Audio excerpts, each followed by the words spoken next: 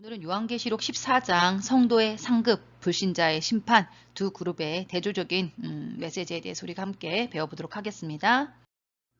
네, 13장까지만 해도 뭔가 좀 답답했어요. 고구마를 먹은 듯한 느낌이었는데 14장에 와서는 드디어 우리 믿는 자들을 지키시고 악한 자들을 심판하시는 하나님의 모습이 등장하게 되었습니다. 14장 1절에서부터 5절까지 14만 4천인이 다시 등장하게 되어지는데요. 이 14만 4천은 땅으로부터 속량함을 받은 자로, 즉 이들은 어떤 자들이었다? 하늘에 속한 자들이었다라는 것입니다. 결국 하나님의 백성이 승리자로서 시온산에 작고 초라하고 나약한 그 어린 양과 함께 서게 되어집니다. 겉모습은 비록 연약하지만 그 어린 양이 결국 승리합니다. 그의 길을 따랐던 하나님의 백성이 최종 승리자가 되어짐을 우리에게 보여주고 있습니다. 그러기에 우리 믿는 자들은 소망을 가지고 낙심하지 말아라 라는 메시지를 우리에게 던져주고 계신 것이지요. 최종 승리자는 누구였다? 하나님의 백성들, 하늘에 속한 자들이었다. 그리고 나서 이제 새 천사가 등장해서요, 선포와 또한 심판을 하고 있는 모습들이 보여집니다. 6절부터 13절까지 나타났는데요. 첫째 천사의 메시지입니다. 땅에 관한 자들에게 전할 영원한 복음 메시지를 선포하는데요. 은혜롭게 전도하는 과정이 절대 아닙니다. 창조주를 두려워하고 높이고 경배하라는 강력한 요청을 하기에 이르게 되는 것이죠.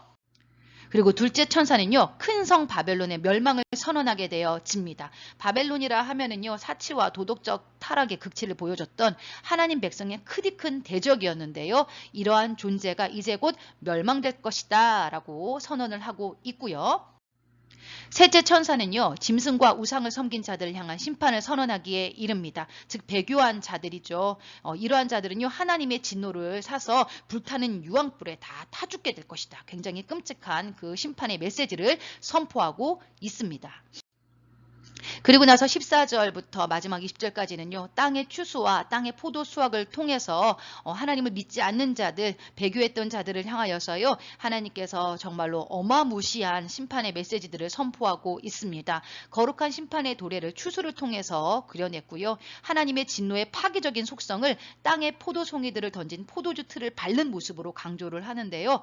이게 한 구절 한 구절 한번 읽어보시면은요. 와, 이 상상력과 표현의 노골성이 엄청납니다. 여러분 읽어보시기를 일단은 권면을 드리고요. 하나님께서는 이처럼 믿지 않는 자들을 아주 확실하게 뼈저리게 후에 막심하게 그들을 심판하신다라는 거. 반면에 하나님께서는 당신의 거룩하게 믿는 자녀들을 끝까지 지키시고 보살피셨다라는 정확한 메시지를 우리 요한계시록 14장을 통해서 던져주고 계십니다. 자, 여기 복습 퀴즈입니다. 결국 여러분, 최종적인 승리자는 누구였습니까? 최종적인 승리자는 누구였습니까? 14장을 읽다 보면은요, 뭔가 왠지 모를 카타르시스가 느껴집니다.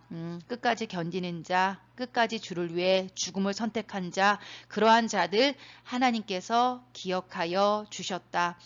그러한 축복은요, 여러분, 무조건 하늘나라에서만 이루는 것이 아니라요, 사실은 현재적인 사건이기도 합니다. 오늘 이 땅을 살아가면서도요, 여러분 낙심하지 않기를 축복합니다. 하나님은 여러분을 기억해주고 계시고 믿음을 지켜내는 여러분의 삶 가운데에 주님께서 함께 해 주십니다. 비록 눈에 보이는 모습은 연약할지라도 그 길이 결국 최종적인 승리의 길임을 여러분 잊지 않으시기를 바랍니다. 오늘도 수고 많으셨습니다.